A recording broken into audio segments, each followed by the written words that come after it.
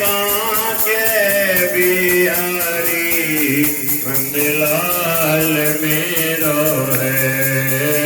श्री बांके बिहारी नंदलाल मेरो है। गोविंद मेरो है, गोपाल मेरो है। गोविंद मेरो है, गोपाल मेरो है। श्री बांके बिहारी नंदलाल मेरो है। Shri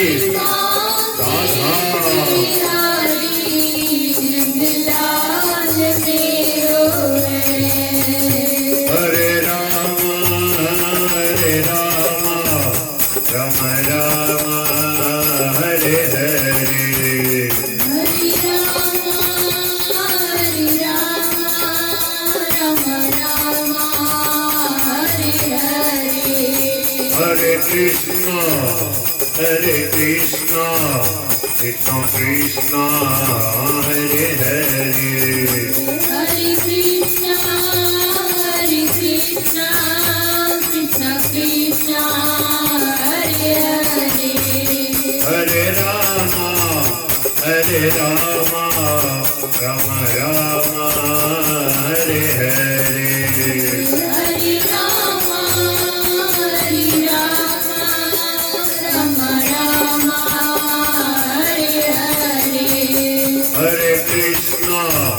Hare Krishna, Krishna Krishna, Hare Hare. Hare Krishna, Hare Krishna, Krishna Krishna, Hare Hare. Hare Rama, Rama Rama, Hare Hare. Hare Rama, Rama Rama, Hare Hare. Hare Krishna, Krishna Krishna, Hare Hare. Hare Krishna, Krishna Krishna, Hare Hare. Hare Rama, Rama Rama, Hare Hare.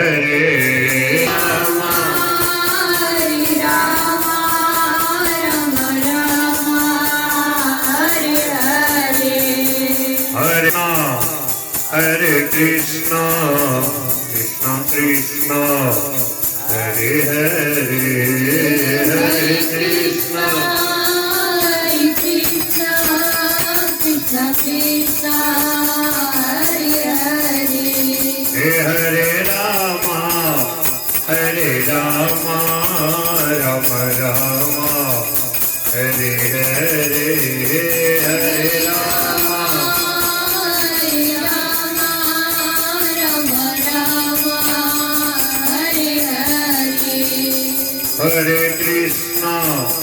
Hare Krishna, Krishna Krishna, Hare Hare. Hare Krishna, Krishna Krishna, Hare Hare.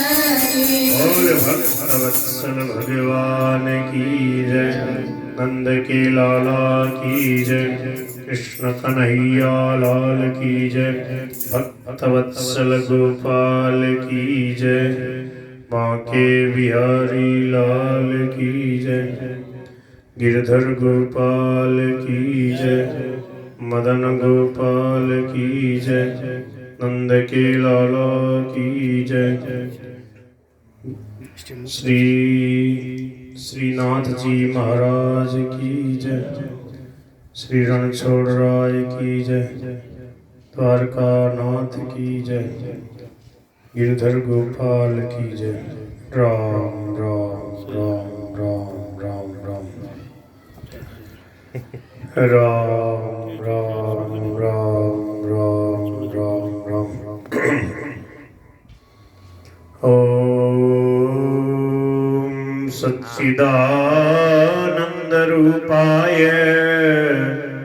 विश्वोत्पत्त्यादिहेतवे तापत्रयविनाशाय श्रीकृष्णाय वयं नमः। यं प्रव्रजन्तमनुपेतमपेतकृत्यं द्वैपायनो विरहकातर आजुहाव पुत्रेति तन्मयतया तर्वभिनेदुस् तं सर्वभूतहृदयं मुनिमानतोऽस्मि। राम राम। थोड़ा सा इधर से कुर्सी को माइक वाले इसकी ओट आ रही थी। हाँ हाँ आपकी तरफ खड़े हो हाँ बस बस बोल बांके बिहारी लाल की जय। अब थोड़ा इधर हाँ नहीं ओट नहीं आनी चाहिए उसके मेरे बीच में। हाँ थोड़े और बस बस ठीक है मेरे को दिखती रहनी चाहिए। बीच में कोई भी ओट आएगी ना जैसे मोबाइल से सुनते हो ना ऐसे दबा दोगे तो आवाज नहीं आएगी। बोल नंद की लाला की जय। भगवान के सर्वलोक महेश्वर सर्वशक्तिमान सर्वसमर्थ सर्वज्ञ सर्वभवन समर्थ भक्त भक्तिमान स्वभाव सुहृद अहितुक कृपालु करुणावरुणालय सहज दयामय कल्याणमय मंगलमय स्नेह सुधा समुद्र दीन वत्सल पतित पावन क्षमा मूर्ति और उदार चूड़ामणि स्वरूप पर दृढ़ विश्वास करके सच्चे हृदय से प्रार्थना करने से कुछ भी असंभव नहीं है। जिस किसी को भी भगवान मिले हैं विनम्रता से सरलता से अपने भावों को भगवान के प्रति समर्पित करने से। स्वामी जी महाराज कहते थे प्रभु से प्रार्थना करो कि हे नाथ हे मेरे नाथ आप मुझे प्यारे लगे। हे नाथ हे मेरे नाथ मेरा आपके अलावा कहीं भी लगाव न हो सदा आपसे मेरा घनिष्ठ अपनापन हो जाए। आपके नाते सबकी सेवा कर दूं पर कहीं किसी में मेरी ममता न हो। सेवा के लिए सारे संसार में निष्पक्ष भाव से सरलता से समता पूर्वक सद्व्यवहार करना सबके हित का भाव रखना सब सुखी हो निरोग हो सबका कल्याण हो ऐसा भाव हर समय बनाए रखना। यह है संसार से प्रेम। संसार से प्रेम का स्वरूप है समता। संसार से प्रेम का स्वरूप है सद्भाव और भगवान से अपना संसार में कोई नहीं है न कोई था न है न होगा न हो सकता। जितने लोग दुख पा रहे हैं स्वामी जी महाराज कह रहे थे भगवान को भूलकर जो अपना नहीं है उसको अपना मान लिया ये बेईमानी करी। बेईमानी का दंड मिल रहा है। बेईमान आदमी को दंड मिलता है ईमानदार आदमी को पुरस्कार मिलता है। जो कर्मठ होता है सहनशील होता है उदार होता है प्रेम से सेवा करता है समाज के किसी न किसी तबके के कहीं न कहीं वो उसके द्वारा सेवा होती है। तो सेवा करने वाला उदार व्यक्ति सबको पसंद आता है। जो कंजूस होता है जो स्वार्थी होता है जो अभिमानी होता है कर्कश भाषण करता है वो हल्ला करता है रोला करता रहता है दूसरों के दोस्तों की छानबीन करता रहता है फालतू पंचायती करता है दूसरे को दुख देता है ऐसा आदमी किसी को पसंद नहीं आता। इसका मतलब ये बातें जब हमें पसंद नहीं है तो हमें किसी के साथ नहीं करनी। भगवान का नाम भगवान का प्रेम भगवान की भक्ति यही जीवन का सार है। इसके लिए बड़े प्रेम से सत्संग करना चाहिए। संतों की जो वाणी है संतों का जो साहित्य है संतों का जो जीवन है वो हमारे लिए दर्शन है। तो संतों ने कैसे प्रभु को रिझाया कैसे प्रभु से प्रार्थना करना भगवान से कैसे प्रार्थना करें कि भगवान हमारी बात सुन ले। देखो सब के सब लोग ये चाहते हैं कि मेरी बात कोई सुनने वाला हो कोई मेरी बात ठीक से समझे और सबके हृदय में एक भीतर में प्रेम का भाव रहता है। सब लोग प्रेम चाहते हैं, अपना प्रेमी ऐसा हो जो हमारे में दोष बुद्धि न करे, हमारे अवगुण न देखे, और हम जैसे चाहें वैसे वो हमारे से बर्ताव करे। ऐसा प्रेमी सब चाहते हैं, पर संसार में ऐसा कोई नहीं मिलता। क्यों? आप जो चाहते हो वही वही वही दरिद्रता उसके अंदर। आप भी कामना से ग्रसित, वो भी कामना से ग्रसित, आप भी स्वार्थी, वो भी स्वार्थी, आप भी अभिमानी, वो भी अभिमानी, वो कैसे बात बढ़ेगी? तो सच्चा प्रेम होता है निस्वार्थता में, निष्कामता में, वो होता है भक्त और भगवान के बीच में। और संसार में केवल नाटक का प्रेम है, केवल फॉर्मलिटी औपचारिकता का प्रेम है, कहीं कोई प्रेम नहीं है। सब अपने स्वार्थ से प्रेम करते हैं, प्रेम है नहीं, मोह ममता है। जहाँ आपकी बात उनकी बात आपने नहीं मानी, उनके मन के विरुद्ध कर दिया, सोई प्रेम खत्म, फिर लड़ाई शुरू। यही तो कारण है, भाई भाई में लड़ाई हो जाती है, बाप बेटा में, बहन भाई में लड़ाई हो जाती है, बताओ पति पत्नी में लड़ाई हो जाती है। जो अग्नि की साक्षी में धर्म का पालन करने के लिए निर्णय करते हैं, जीवन भर हम एक दूसरे की सेवा सहायता करेंगे, परोपकार में सदा एक दूसरे का विपत्ति के समय में साथ देंगे, और जहाँ स्वार्थ में बाधा आई वहाँ लड़ाई हो गई। तो ये है असली शिक्षा, ये है सच्ची शिक्षा। इसके अभाव में कितना ही भौतिक पढ़ाई कर लो, कितना ही डॉक्टर, मिनिस्टर, कलेक्टर वगैरह बन जाओ, सब पढ़ाई कर लो, भीतर में स्वार्थ की भावना नहीं गई, ममता नहीं गई, आसक्ति नहीं गई, सुख लेने की इच्छा नहीं गई, भोग बुद्धि, रस बुद्धि, स्वार्थ बुद्धि, संग्रह बुद्धि, ये जब तक जड़ता रहेगी तब तक कोई न खुद सुखी हो सकता, न उसके द्वारा दूसरे सुखी हो सकते। तो क्या करें उसके लिए? सबसे सीधा सरल उपाय क्या है? भगवान से प्रार्थना करें। कैसे प्रार्थना करें? तो भाई जी श्री हनुमान प्रसाद पोदार जी ने एक पुस्तक लिखी है, प्रार्थना पीयूष, पीयूष मानी अमृत, प्रार्थना का अमृत। कैसे प्रार्थना करें? भगवान मेरी प्रत्येक प्रार्थना को सुन ही नहीं रहे हैं, जितना मैं नहीं समझता उतना उसके मर्म को भी समझ रहे हैं। सच्चे हृदय से भगवान से प्रार्थना करता रहे ना आदमी, तो उसके द्वारा कभी कोई भूल नहीं हो सकती। भूल कब होती है? जब अपने में देहाभिमान होता है, शरीर को मैं मेरा मानकर इंद्रियों के द्वारा, मन के द्वारा, बुद्धि के द्वारा संबंध अपने साथ इनका जोड़कर इंद्रियों का से मिलने वाला विषयों का जो सुख है उसमें मन को साथ मिला लेता है, और बुद्धि उधर खिंच जाती है, और सुख का भोक्ता बन जाता है कि ये चीज रमणीय है, सुखदायक है, इससे सुख ले लो। वो क्या है? अज्ञान है। अज्ञान के कारण से ये वृत्ति आती है। जब भगवान से विमुख होता है, शरीर के साथ आबद्ध हो जाता है, तब ये वृत्ति जागृत होती है। इसलिए संतों ने कहा सावधानी, हरदम सावधान, दिल में जागृत रहिए बंदा, हेत प्रीत हरिजन से करिए पर हरियत द्वंद्व। अपने से श्रेष्ठ के सत्संग के लिए इसलिए कहा गया, ये काम क्रोध लोभ मोह मद मत्सर है, ये छुपे हुए विकार है, ये छुपे हुए चोर है, बैरी घात करे छिप करके, प्रगट न देत दिखाई, कहत कबीर सुनो भाई साधु, हारो तो राम दुहाई। राम जी से लगे रहो भाई, तेरी बिगड़ी बात बन जाए, राम जी से लगे रहो भाई। स्वामी जी महाराज कहते हैं कि सिद्ध होने में, भगवान की प्राप्ति करने में क्या होता है? बार बार जो है ठोकरें खानी पड़ती है। सच्चे संतों की सन्निधि प्राप्त करके जहाँ हमारी कमी है वहाँ पर डांट फटकार सहन करते हुए आगे बढ़ना पड़ता है। महाराज जी कहते थे, मारवाड़ी कहावत, पढ़ पढ़ के सवार हो गए, समझ गए?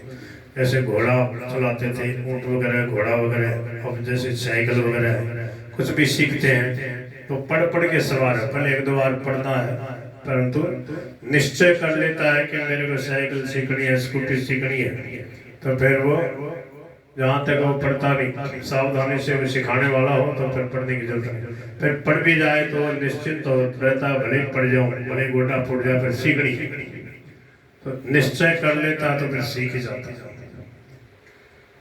ऐसे ही सेठ जी जयदयाल गोविंद जी कहते, बोले लोग ध्यान करे ही को नहीं, और बोले महाराज मारो मन ही को लाकर ध्यान करें। बोले स्याही का सीख लेता आदमी, कोई भी पढ़ाई सीख लेता है, अंग्रेजी सीख लेता है, तो हम छोटी सी बात ध्यान करना नहीं सीख सकते। उधर का लक्ष्य ही नहीं बनाया कि मेरे को भगवान के दर्शन करने, भगवान से मिलना है। लक्ष्य बनाओगे तो फिर जिस काम से भगवान रिझते हैं, जिस साधन से प्रभु मिलते हैं, वो साधन तो निमित्त मात्र है, मिलते तो कृपा से है, परंतु असाधन को हटाने के लिए साधन की बड़ी भारी जरूरत पड़ती है। असाधन क्या है? जो भी जीवन में बुराई है, जो भी कमी है, उसको दूर करने के लिए ये प्रार्थना, सत्संग, सेवा, सुमरण, स्वाध्याय, ये निमित्त मात्र है। भगवान तो सब जगह परिपूर्ण है, मिले हुए हैं, परंतु अनुभव नहीं हो रहा। हरि व्यापक सर्वत्र समाना, और प्रकट क्यों नहीं हो रही? कि हमारा प्रेम नहीं है। प्रेम क्यों नहीं है? बोले प्रेम दूसरी तरफ हो गया, नाशवान में हो गया, घर परिवार में, धन संपत्ति में, शरीर में हो गया, तो ये असाधन है। जड़ता के साथ जो संबंध स्वीकार कर लिया, जड़ता का मतलब पृथ्वी, जल, तेज, वायु, आकाश, मन, बुद्धि, अहंकार, ये अष्टधा प्रकृति है, ये जड़ता है। और स्वयं चिन्मय चेतन भगवान का साक्षात स्वरूप है। तो अपने स्वरूप का ज्ञान हो जाए तो जड़ता मिट जाए, अपने प्यारे प्रभु के साथ आत्मीयता कर ले, उनसे प्रेम हो जाए तो जड़ता मिट जाए, और मिले हुए को दूसरों की सेवा में लगा दे, बदले में कुछ न चाहे, तो कर्मयोग से भी जड़ता मिट जाए, चिन्मयता में स्थिति हो जाए। चिन्मयता में परमात्मा तत्व में हमारी स्वतः स्वाभाविक स्थिति है, भूल गए हैं। उस भूल को मिटाने के लिए सत्संग है, स्वाध्याय है, सेवा है, प्रार्थना सबसे विशेष अचूक उपाय है भगवान की प्राप्ति का। थोड़ा थोड़ा और यहाँ तक सर जाओ, यहाँ तक हारमोनियम तक। ये 2-3 बच्चे यहाँ से छोटे मोटे हारमोनियम बोल गिरधर गोप आराम से परेशान में तो हाँ, उधर भी 2-4 लोग बाद में बैठ सकते हैं। बोल नंद की लाला की जय। इधर आ जाओ 2-3 भाई, वहाँ आ जाओ, इधर। गोविंद मेरो है, गोपाल मेरो है, गोविंद मेरो है, गोपाल मेरो है, श्री माँ के बिहारी नंदलाल मेरो है, श्री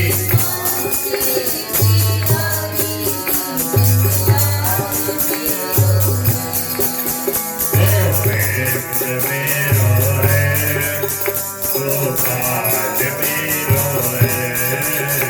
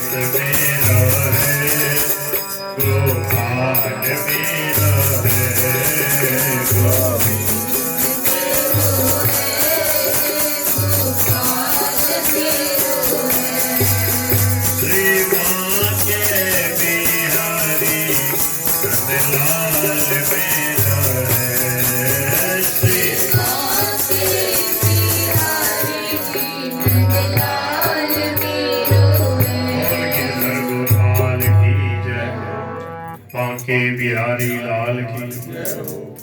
स्वामी जी महाराज कई बार ऐसा बढ़िया सत्संग करते, एक एक सत्संग ऐसा विलक्षण होता, एक आध घंटे का एक सत्संग से जीव का कल्याण हो जाए। एक सत्संग में एक बात समझ में आ जाए तो भगवान मिल जाए, भगवान की प्राप्ति हो जाए, बेड़ा पार हो जाए।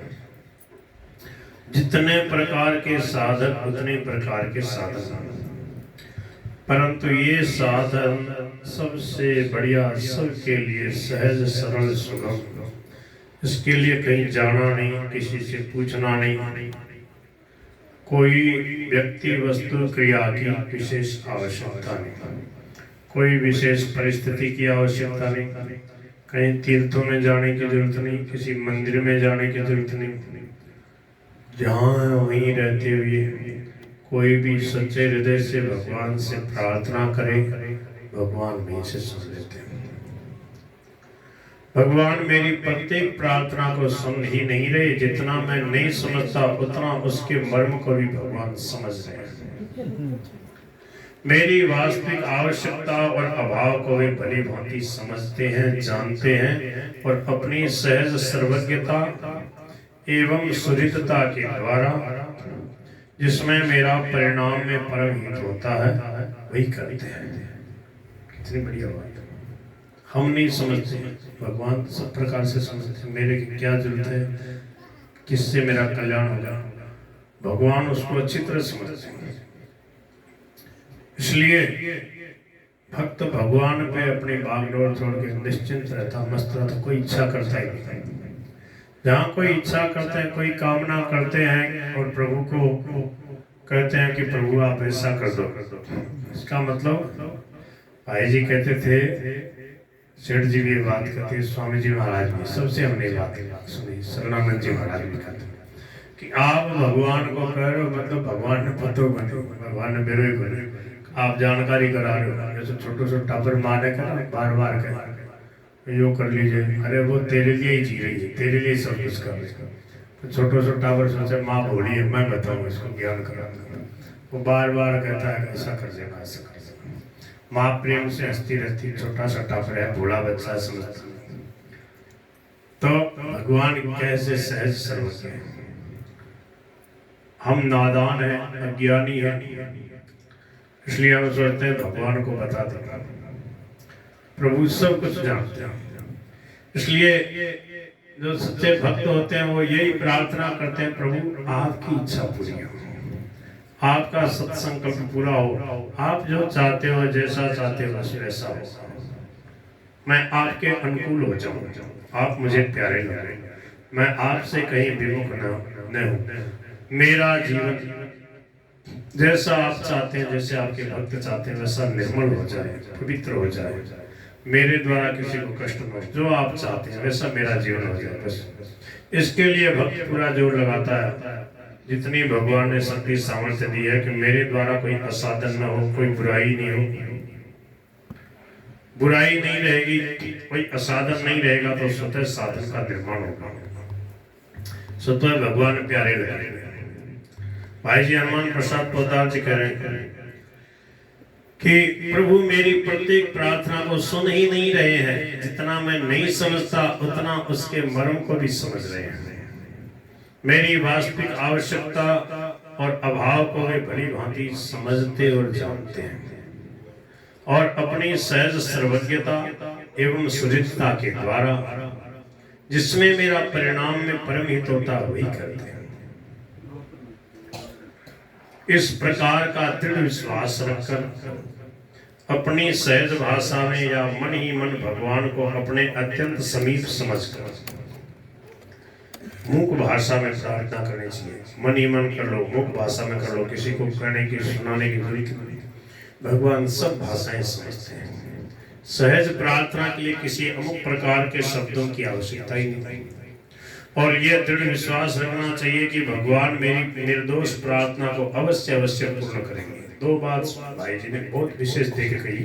एक प्रवचन हमने उनका सुना, कहा कि एक तो जो आप चाहते हो उसकी बार बार आवश्यकता का अनुभव करो। आप भगवान के दर्शन चाहते हो, प्रेम चाहते हो, उनसे मिलना चाहते हो, उनकी दिव्य लीलाओं का जैसे भक्तों ने दर्शन किया उसमें प्रवेश पाना चाहते हो, और क्या चाहते हो, विश्व का हित आपके द्वारा होता रहे, आपके द्वारा सबका हित होता रहे। जो भी आप चाहते हो वो इच्छा जागृत करो, जो शास्त्र सम्मत हो, भगवत संकल्प सम्मत, और ये विश्वास करो कि भगवान सर्वसमर्थ है, वो मेरी भावना को समझ रहे हैं, अवश्य पूरा करेंगे। और बोले कि जो चाहते हो उसकी भगवान के प्रेम की, मुक्ति की, भक्ति, जो भी इच्छा उसको जागृत करे रखो, और ये विश्वास रखो कि प्रभु की कृपा से अवश्य पूर्ण होगी मेरी अभिलाषा। जैसे मनुसूत्रपा जी ने तपस्या करी और अभिलाष निरंतर हुई, देखिए परम प्रभु, परम देखिए नयन परम प्रभु सोई। बस यही अभिलाषा कि प्रभु के साक्षात इन्हीं नेत्रों से दर्शन करें। तो उनकी लगन देखकर मृतक जियावनी गिरा सुहाई, श्रवण रंध्र हुई उर्दव आई, तो हृष्ट पुष्ट तन भय सुहाए, मानो अभय भवन्ति आए। भगवान की आकाशवाणी से जो शब्दावली, जो शब्द सुने, उससे बोले कि इतनी विलक्षणता आई कि जो एकदम अस्थि मात्र हो ही रहे शरीर, तद मनाग मने नहीं पीरा, मतलब अस्थि मात्र, हड्डी हड्डी रह गए थे। 23,000 वर्ष तक बिना कुछ खाए पिए तपस्या कर रहे थे। और जैसे ही भगवान की वाणी सुनी, वाणी सुनने का ऐसा कमाल हुआ, चिन्मय था भगवान की वाणी में कि हृष्ट पुष्ट तन भय सुहाए। जैसे भगवान का शब्द सुना तो दिव्य था।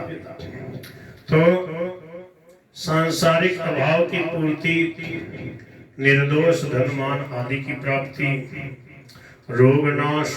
देखो हमारी भाषा में संत बोल रहे हैं, भाई जी हनुमान प्रसाद पोदार जी, भगवान की प्राप्ति तो बाद में सोचा आदमी, पहले तो ये सोचे महाराज ये संकट काटे राम, परेशान पीड़ा है, अभाव है, बोले बहुत ज्यादा कर्जा हो गया, बोले बेटी का ब्याह नहीं, महाराज यो तो काम तो निबड़े, और बात बाद में से भगवान वाली बात बाद में थोड़ी देर बाद में देख, तो बोले ये भी हो जाएगा। क्या करें? सांसारिक अभाव की पूर्ति, निर्दोष धनमान आदि की प्राप्ति, रोग नाश, स्वास्थ्य लाभ, विपत्ति निवारण। समझ में आ रही है भैया? भाषा समझ में आ रही है? हिंदी भाषा आजकल सबको आती है। ये सब चीजें सबके मन में है कि नहीं है? विपत्ति निवारण हो जाए, नहीं चाहता कोई? सब निरोग रहना चाहते हैं कि नहीं? अभी 10 दिन में ही अगर रामदेव बाबा का यहाँ कैंप होने लग जाए ना, बड़े बड़े पोस्टर छप जाए तो हजारों की भीड़ हो जाएगी, जिस जिले में जाएंगे वहीं पे। अभी और बागेश्वर वाले महाराज का यहाँ हो जाए ना, बिदासर में बहुत बड़ा बागेश्वर धाम वाले बालाजी वाले जो प्रेमी भगत श्री धीरेन्द्र कृष्ण शास्त्री का भव्य उत्सव समारोह, श्रीमद् भागवत की कथा बिदासर स्वामियों की ढाणी में होने वाली, बिदासर गरीबा के इस बड़े मैदान में होने वाली। उससे काम छोड़ छाड़ के दुकान वगैरह बंद करके और शेयर लगा दे, बड़े भारो नंबर आ जाए, भारो ही परसों खुल जाए। क्यों? सब लोग दुखी हैं, अभाव में जी रहे हैं। समझ में आ रही है? तो क्या है? अभाव की पूर्ति वो बता देते हैं कि ऐसा करने से ऐसा हो जाएगा, ऐसा कर लो, ऐसा बिल्कुल विश्वास पूर्वक बताते हैं। तो कितने लोग जो है लालायित रहते हैं, बोले हमारे वाला ही संकट कट जाए, ये बालाजी महाराज कृपा करो हमारा ही। तो पूरे देश भर से देखो लाखों लोग तैयार हैं, वहां पर बैठे रहते हैं, दिन भर सुनते हैं प्रेम से। तो भगवान के तरीके हैं लगाने के। वैसे तो लोग लगते नहीं थे, सत्संग में आते नहीं थे, तो भगवान ने ऐसी एक विभूति वाले अपने भगत को भेज दिया, थोड़ी सिद्धि हनुमान जी महाराज ने कृपा करके दे दी। अब लोगों की सही बात सही वक्त से बता देते। अब लोग लालायित हैं, बोले हमारा ही पर्चा खुल जाए और हमारे क्या समस्या है, किस कारण से हमारी उन्नति रुकी हुई है, किस प्रकार से बार बार परेशानियां दिक्कत आती है, बाधाएं आती हैं, ये हट जाए, दूर हो जाए और सही मार्ग आगे बढ़ते जाए हम परम आनंद की तरफ। और उसके लिए भीतर में सबके लालसा रहती है प्रभु के ढंग से, और बलपूर्वक विश्वास पूर्वक बताने वाला था नहीं। इसलिए कितना ही प्रचार करो, कितने ही बड़े बड़े लगा दो, आप फोटो लगा दो, पर जब तक वास्तविकता नहीं देखेंगे लोग तब तक कोई नहीं आएगा।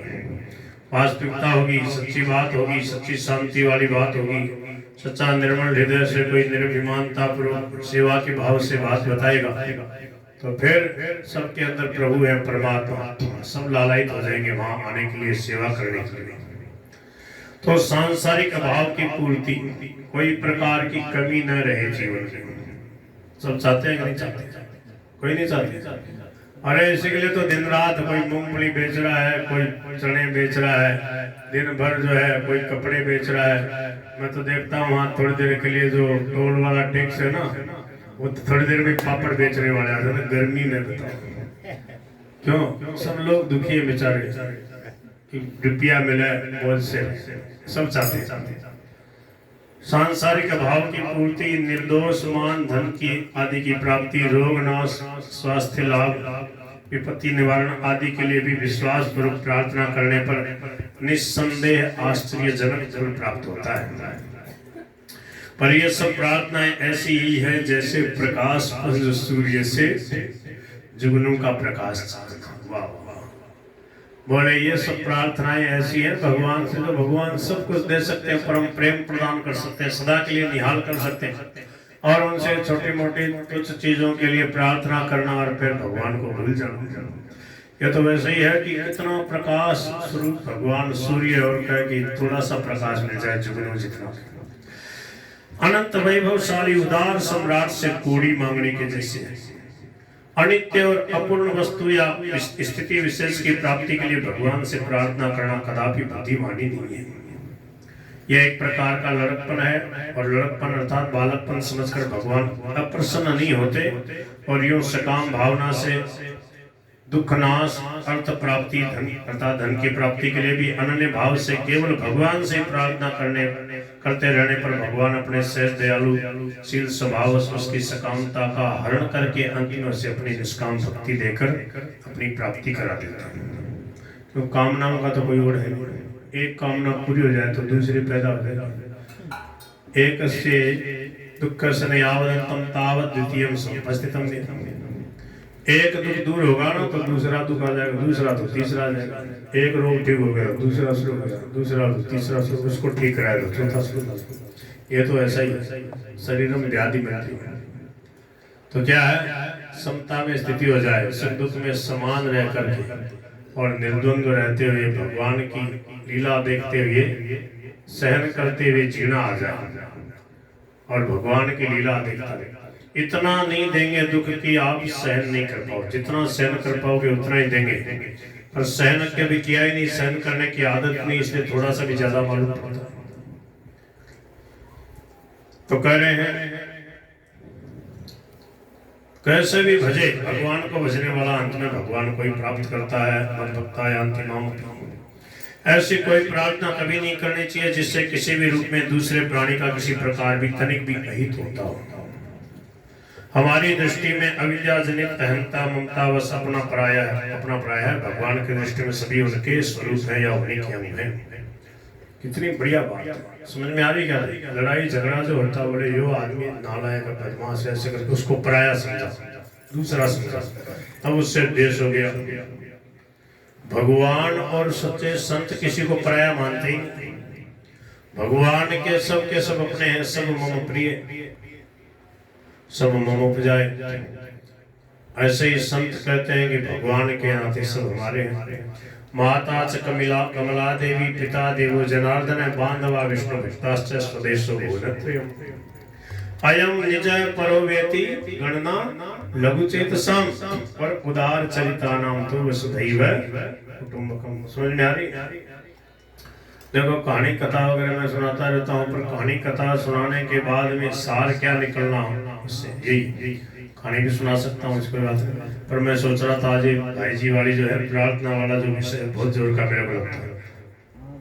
हम किसी के स्वरूप या अंग का हित की उसी से चाहेंगे तो वह कैसे प्रसन्न होगा? हम किसी के स्वरूप या अंग का अहित उसी से चाहेंगे तो वह कैसे प्रसन्न होगा? हम भगवान से प्रार्थना करेंगे इसका अनिष्ट हो जाए, भगवान का ही तो है वो, भगवान कैसे करेंगे उसका नहीं। भगवान के शरीर के एक अंग हम यदि कहें हे भगवान तुम्हारा अमुक अंग मुझे नहीं सुहाता, उसे दंड दीजिए, काट डालिए, भगवान के तो अंग स्वरूप है सबके सब। तो क्या वे हम पर प्रसन्न होंगे? किसी स्नेहमयी माँ से उसका एक कोई पुत्र कहे कि माँ मेरे इस भाई या बहन, ये भाई या बहन अच्छा नहीं तो मुझे मारो, समझ में आ रही क्या? थप्पड़ तो भले ही मार देगा, पर कहे इसको मार ही डाल। कोई टाबर कहे बोले वो बदमाश है, वो भाई मेरे मार देता, मार ही गिरी, जान से मार देता, ऐसा थोड़ी होता। क्यों? वो भी तो उसी का बेटा है। अपने ही अंग या अपनी संतान को कौन दंड देना चाहेगा? हाँ, माँ से यह प्रार्थना करना अवश्य ही श्रेष्ठ है कि माँ मेरे अमुक भाई बहन ठीक बर्ताव नहीं करते, इसलिए तुम उनकी बुद्धि शुद्ध कर दो, उनमें सुधार कर दो, जिससे उनके द्वारा बुरा बर्ताव न हो। ये प्रार्थना भगवान से, दंड दिलाने की प्रार्थना नहीं, सुधार हो जाएगा। सुधार हो जाएगा तो फिर वैसा काम ही नहीं करेगा। क्यों?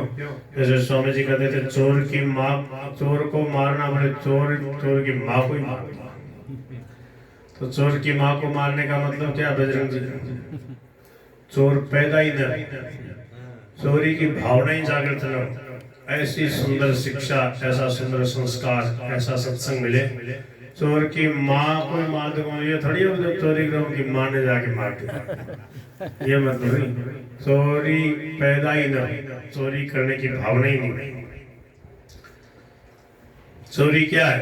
भगवान की कोई भी चीज को अपनी मान रखा, बेईमानी करनी, क्या है? चोरी तो है। यदि उनका बर्ताव ठीक ही हो और मुझे ही अपनी दूषित वृत्तियां दृष्टि से उनमें दोष दिखता हो, तो स्नेहमयी माँ तो मेरी दूषित वृत्तियां विपरीत दृष्टि का नाश कर दो। समझ रहे हो ना गोपाल जी? गहराई से समझ लो इन बातों को और फिर आप समझ आओ। इस प्रकार से सरलता से कोई बात को समझाया करो तो आपकी बात लोग लालायित होकर सुनेंगे। हम जब वहाँ चूरू में पढ़ते थे सत्संग, स्वामी जी महाराज का 2 दिन के लिए सत्संग होता था, तो हमारे को भाषण कविता याद कराई जाती। स्वामी जी महाराज आते तो हम 100 बच्चे थे, उनमें 5-10-15 लड़के इनकी रुचि होती, कोई कविता लेता, कोई भाषण, कोई भजन। तो हमारी प्रकृति थी, हमारी इच्छा होती है हम तीनों में नाम लिखा दूंगा। एक कहानी सुनाऊंगा, एक भजन सुनाऊंगा, एक भाषण सुनाऊंगा, एक कविता सुनाऊंगा, सब याद कर लूंगा। तो एक तोड़ाराम जी गुरु जी थे चूरू के, बोले ना एक चलेगा एक। जैसे बाल सभा होती ना, तो उसमें नाम लिखाते थे, बोले भाई कोई कुछ सुनाना, कोई चुटकुला सुनाना, चुटकुला पुटकुला नहीं सुनाने, भक्तों के चरित्र सुनाऊंगा, एक चरित्र सुनाऊंगा, एक भजन सुनाऊंगा, बोले एक चीज सुनाना, एक चीज अगली बार सुनाना। ऐसा उत्साह रखना चाहिए। 7 दिन में एक बार बाल सभा होती। कब होती? यहाँ होती है शनिवार को, यहाँ शनिवार को होती। हमारे वहाँ होती थी प्रतिपदा और अष्टमी से 1 दिन पहले। हमारे वहाँ कभी रविवार की छुट्टी नहीं होती। गुरुकुल में जो है थोड़ी प्रक्रिया शास्त्र सम्मत होती है। वहाँ प्रतिपदा को और अष्टमी को, एकम को और 8वें को छुट्टी होती है, बार कोई सभी। रविवार को एकम आ गई तो रविवार को छुट्टी, वैसे रविवार की कोई छुट्टी नहीं, एकम की छुट्टी होगी, 8वें की छुट्टी होगी। 7 दिन से एकम को पढ़ाई नहीं करनी चाहिए, 8वें को पढ़ाई नहीं करनी चाहिए। जो शास्त्र में जो वर्णन जैसा आया है उस हिसाब से वहाँ छुट्टी होती है। तो एकम से पहले अमावस्या पूनम को बाल सभा होती और सप्तमी को होती थी। तो उसमें फिर वो गुरुजी ने ऐसा किया, जब हम बड़ी कहानी वगैरह सुनाने लगे, कोई महाराज जी का लेख याद करके सुनाते। एक पूर्ण चंद्र जी गुरु जी थे शेठ जी के समय, वो बोले हाँ तुम बोलिया जा, मैंने चौको लागे तुम बोलिया जा, सुनाया जाता। तो मैं महाराज जी का जैसे कोई लेख याद करके कभी वो सुनाता, फिर वो जब लेख पूरा हो जाता बोले तो सुनाया जाए। मैंने कहा गुरु जी इतना टाइम मिला है, लेख पूरा हो गया, ठीक है बैठ जा। वो क्या है, ऐसे गुरु जी थे। वो स्वामी जी महाराज की जब पुस्तकें थी उनको किसी न किसी विद्यार्थी का तो मेरे को सुना, उनको बूढ़े थे वो 80 साल के साथ, सेठ जी के जमाने के पढ़ाते थे हमारे संस्कृत और अंग्रेजी हिंदी तीनों बहुत बढ़िया पढ़ाते। 1995 में तो उन्होंने पढ़ाया। अब 94 95 की ये बात है। 95 में तो पढ़ाई गई, 95 में मैं 8वीं में पढ़ रहा था, तब तक पढ़ाया। 7वीं 8वीं की ये बातें बताओ। 7वीं 8वीं में था, देखो कैसी अच्छी गुरुकुल परंपरा में भगवान की कृपा से पढ़ने को मिला। 7वीं कक्षा में मैंने पूरी रामायण अर्थ से पढ़ ली, पूरी गीता अर्थ से पढ़ ली थी, पूरी भागवत अर्थ से पढ़ ली थी। ऐसी पढ़ाई है भाई की, चूरू की। कोई पढ़ना चाहे तो पुस्तकालय की पुस्तकें ले लेके पढ़ता रहता था। और ये जो देखो, संध्या वंदन करोगे, प्रेम से सत्संग करते रहोगे, कीर्तन करोगे, नाम लोगे भगवान का, ठीक समय का सदुपयोग करोगे ना, तो गायत्री मंत्र में ऐसी विलक्षणता है। तीनों टाइम गायत्री मंत्र का जप करते हैं, मन लगा के जो जप करेगा उसको ऐसा अनुभव होगा। तो गायत्री मंत्र का जप करके उसके बाद में 1 घंटे तक सुबह हरे राम राम इसकी माला जपते हैं। शाम को भी जितना बच्चे तो इधर उधर खेलने लग जाते हैं, भजन में नाम में स्वाद आ जाएगा ना। तो फिर बचपन में, छोटेपन में महाराज जी कहते थे 13 14 15 साल की अवस्था में ये जो भजन का समय, इसमें जो भजन किया जाता है हीरा पढ़ने के समय। फिर 15 से 25 तक जो भजन किया जाता है सोना चांदी की तरह। और बाद में तो फिर तांबा है, पीतल है वगैरह, 40 के बाद में, समझ गए, वो भी ठीक है। पर ये जो समय है भजन कीर्तन सत्संग का, ये बहुत विशेष है। तो क्या होता था 6ठी 7वीं में जो हम पढ़ रहे थे, हम आपको क्या बताएं, हम ये सोचते थे कि देखो 10 1 इसमें 10 15 20 पाठ हैं पुस्तक में, छोटी छोटी जो पाठ्यक्रम वाली पुस्तक थे ना, हिंदी समाज ज्ञान वगैरह। और इसके लिए साल भर इसमें रोल रखा कक्षा में।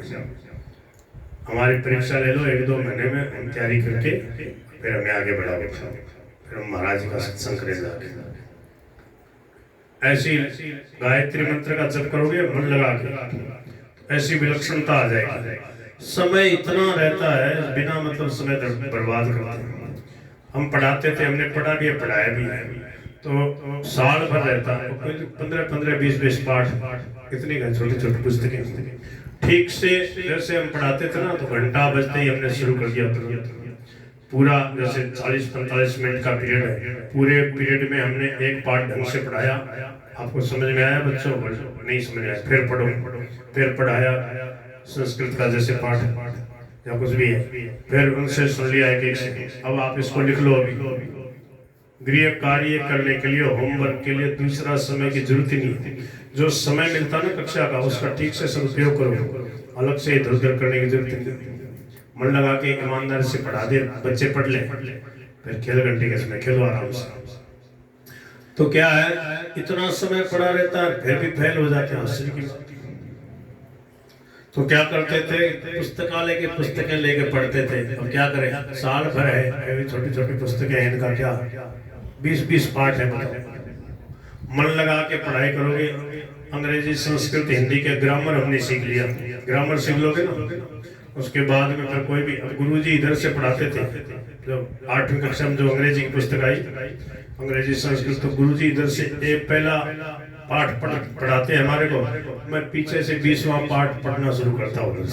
इधर से गुरुजी पढ़ाते, उसको पढ़ता, उधर से मैं अपने आप पढ़ना शुरू करता हूँ, और फिर बच्चों को पढ़ाता हूँ, मैं तुमको पढ़ाता हूँ। गुरुजी इधर से पढ़ाते हैं, मैं उधर से पढ़ाता हूँ। व्याकरण समझ लोगे ना, बस मीनिंग वगैरह थोड़ा सा, मीनिंग नया क्या आया वो थोड़ा देखना पड़ेगा।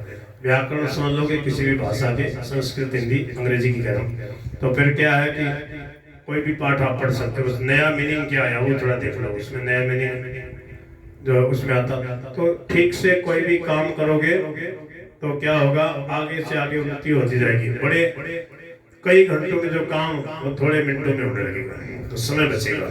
उस समय का क्या करोगे, ऐसे सदुपयोग करो। तो ये पुस्तक मैंने उस समय भी पढ़ी थी, भाई जी हनुमान प्रसाद पोद्दार जी, सेठ जी, भाई जी के कई पुस्तकें भगवान की कृपा से पढ़ते रहते, सुनते रहते। भगवान, अब देखो प्रार्थना कैसे करें भगवान से, बहुत जोर की बात है। एक सत्संग ही जीवन बदल दिया। भगवान से प्रार्थना करें। सबसे पहला वाक्य क्या कि प्रभु आपकी इच्छा पूरी हो, जैसे आप चाहते हो वैसे हो। कितनी बढ़िया बात। ये पूर्ण समर्पण है। इसमें भगवान अपने आप आगे संभालते हैं कि देखो इसने मेरे को अपना अधिकार दे दिया, अब इसको क्या करना कैसे करना वो मैं जानूं। प्रेम प्राप्ति का सबसे बढ़िया तरीका यही है, संतों से जो हमने सुनी कि जिससे प्रेम करना चाहते हो उसको अपना पूरा अधिकार सौंपना पड़ेगा। वो जैसे चाहे नाच नचाए तो फिर पूरा प्रेम हो जाएगा। सब यही चाहते हैं, जो कोई भी किसी से प्रेम करता है वो ये चाहता कि मैं जैसा चाहूं वैसे तुम बढ़ो। तो कहो तुम जैसे कहोगे वैसे ही करेंगे, लो हमारे ऊपर आपका पूरा अधिकार, उससे प्रेम हो जाएगा। भगवान तुम्हारा मंगल में संकल्प पूर्ण हो। हे भगवान तुम्हारी मंगल में चाह पूर्ण हो, मेरे मन में कोई चाह उत्पन्न ही न हो भी तो तुम्हारी चाह ना के अनुकूल हो, तुम्हारी चाह के अतिरिक्त और कोई चाह कभी उत्पन्न ही न हो। कदाचित तुम्हारी चाहना के प्रतिकूल कोई चाहना उत्पन्न हो तो उसे कभी पूरा मत करना। बोल गिरधर गोपाल की। हे भगवान समस्त चर अचर प्राणियों में मैं सदा सर्वदा तुम्हारा दर्शन कर सकूं और तुम्हारी दी हुई प्रत्येक सामग्री से और शक्ति से यथा साध्य सबकी सेवा कर सकूं। हे प्रभु अखिल विश्व ब्रह्मांड के मंगल में ही मुझे अपना मंगल दिखाई दे। मेरे मन में कोई भी ऐसी अपनी मंगल कामना न हो जो किसी भी प्राणी के मंगल से विरुद्ध हो। मेरे प्रत्येक मंगल में सबका मंगल समाया हो अथवा सबके मंगल में मेरा मंगल भरा हो। समझ में आ रही है गोपाल जी? याद रखना आपके ऊपर मेरी विशेष दृष्टि रहेगी, क्योंकि आपको क्या है कि वक्ता बनकर समाज को संभालना है।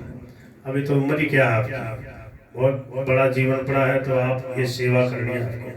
आप तो यहीं रहते हो, मैं तो कभी कभी आता हूँ। आपको इतना बढ़िया भगवान ने बैठका बना के दिया, वो इतना बड़ा हॉल है, उसका करोगे क्या? उसका गेट खुला रखो और वहाँ एक बोर्ड टांग दो, यहाँ पर सत्संग के लिए आप आ जाओ और 2 टाइम सत्संग डेली वहाँ शुरू कर दो। सुबह शाम 1-1 घंटे, सुबह 8 से 9, शाम को 8 से 9। ठीक है, समय भी बता दिया हमने। उसमें आप वहाँ मौजूद रहो। आपके सब काम न किए, बाल बच्चों को संभाल दो, संभाल रहे हैं नहीं? हाँ, तो आप ये काम शुरू कर दो। मैं पुस्तकें बढ़िया बढ़िया दे दूंगा आपको, बस आपको ये देखना है कि मनमानी नहीं करनी। जो मैं कहूँगा, जो सेठ जी, भाई जी, स्वामी जी, शरणानंद जी के जो महापुरुषों की जो अनुभव वाणी है वो सुनाना है। मन गढ़ंत बातें नहीं, समझे? अज कचरी ज्ञान की कर्म कांड वगैरह की बातें वो नहीं चलेंगी। प्रेम वाली बातें, भक्ति वाली सरस जो बात है ना, वो लोग सुनना चाहिए, तो सत्संग चलेगा। तो शुरू कर देना। पिछले बार भी मैंने समझाया था, पर पता नहीं काय में लग जाते हैं। भगवान मेरा स्वयं असीम रूप से अखिल विश्व में विस्तृत हो जाए। अखिल विश्व का स्वार्थ ही मेरा स्वार्थ हो। मेरा कोई भी स्वार्थ ऐसा न हो जो अखिल विश्व के किसी भी प्राणी के स्वार्थ का बाधक और साधक न हो। हमारी उम्र में सेठ जी, भाई जी, स्वामी जी ने तहलका मचा रखा था उसमें। 29 साल की अवस्था सेठ जी, भाई किसकी थी? स्वामी जी की। सेठ जी की मेरी जितनी अवस्था थी लगभग। सेठ जी देखो कितने साल बड़े थे, 15 और 4 19 साल बड़े थे। स्वामी जी श्री रामचंद्र जी महाराज। सेठ जी का जन्म था 1885 का, स्वामी जी का जन्म था 1904 का, भाई जी का जन्म था 1893 में। तो भाई जी 8-9 साल छोटे थे सेठ जी से, और स्वामी जी 19 साल छोटे थे सेठ जी से। तो 29 साल के थे सेठ जी, तो स्वामी जी महाराज। तो सेठ जी कितने के होंगे? 50 के लगभग। हाँ, तो आप किस उम्र के होंगे? आप कितने के होंगे? 44। हाँ, तो वही मेरी उम्र की। हाँ, तो क्या है कि भाई जी मेरे से भी उसमें छोटे थे, मतलब। और स्वामी जी 29-30 साल की अवस्था में इतना जोर का सत्संग करा रहे थे। 35-36 साल की अवस्था में जब थे ना स्वामी जी श्री रामचंद्र जी महाराज, तो सेठ जी कहते थे, भाई ऐसे महापुरुष बहुत दुर्लभ हैं, ऐसे त्यागी, ऐसे विद्वान, ऐसे गीता के प्रेमी, गीता के जानकार आप इनसे लाभ ले लो, इनका सत्संग करके लाभ ले लो। बताओ, इतना भजन किया, कितने समर्पित भाव से सेठ जी के कहे अनुसार उन्होंने जीवन जिया। हे भगवान, मेरे जीवन का प्रत्येक श्वास तुम्हारी मंगलमय स्मृति में सना रहे और मेरी प्रत्येक चेष्टा केवल तुम्हारी सेवा के लिए ही हो। ये बात मैंने कई बार कृष्णदास जी को समझाई। नवरत्न जी, मैंने कहा जैसे मैं पढ़ के सुना रहा हूँ, बीच बीच में आप सत्संग में 3 अखंड कीर्तन होता ना, तो मैंने कहा इसको अखंड भजन सत्संग का नाम दो, जिससे लोगों को ज्यादा लाभ हो वो करो। ठीक है ना? केवल कीर्तन ही कीर्तन में सब लोग प्रेम से जुड़ते नहीं, बैठते रहते। ये हमने अनुभव करके देखा। अनूपगढ़ में गए, नई जगह में तो चलेगा ही नहीं। सत्संग के बिना, कथा के बिना लोग नहीं ठहरेंगे। फिर वो कीर्तन करते रहो, तुम ही करते रहो। कोई कोई आ गया, विशेष जैसे बुलाया हो थोड़ी देर आ गया, फिर लोग आके बैठ जाते, फिर उधर बातें करते, फालतू बातें करते, घूम घाम के चले जाते। कोई सत्संग तो नहीं, कथा वगैरह तो वो क्या है। तो फिर वहाँ हमने कहा देखो सत्संग करो। तो फिर मैंने सत्संग करता बैठ के, जैसे ऐसे बीच में सत्संग कीर्तन को रोक के मैंने कहा देखो ये लिखा हुआ था। वैसे उन्होंने बुद्धिमानी करी है, थोड़ा सत्संग रखा गया था, सुबह का तो था ही, और नारायण जी का मायरे का कुछ विचार था, विकल्प पे चल रहा था, पक्का नहीं था। फिर वो मायरा भी जम गया, नारायण जी ने तो फिर किया नहीं, हमारे को करना पड़ा। वो थोड़ी खांसी वांसी हो गई, चले भी गए। तो फिर इतना बढ़िया 500-700 लोग आने लगे, बताओ, पूरा पंडाल भर जाता। और कीर्तन में बोले आते ही नहीं। कीर्तन में वही वो सर्दियों की बात है, अनूपगढ़ में था ना, तो कोई नहीं बैठती। फिर कीर्तन में भी हमने सत्संग शुरू किया 2 टाइम ना, सुबह वाला भी, रात में भी। फिर 20-30-50 लोग बैठने लगे। क्यों? उनको बात समझाओ, शांति से बैठ के, भाई भगवान के नाम में रस लो, भगवान की भक्ति में सत्संग। तो क्या सत्संग बहुत जरूरी है। स्वामी जी, सेठ जी, भाई जी ने सत्संग चलाया, और सत्संग के साथ में आदि अंत में 1-8 घंटे झूम के कीर्तन, समझ गए? तो उसमें इतना आनंद आता, आधे घंटे जो कीर्तन होता था। तो सत्संग के अंदर सब कुछ मिल जाता है, भजन, कीर्तन, सत्संग, कथा, सब कुछ। सत्संग बहुत जरूरी है।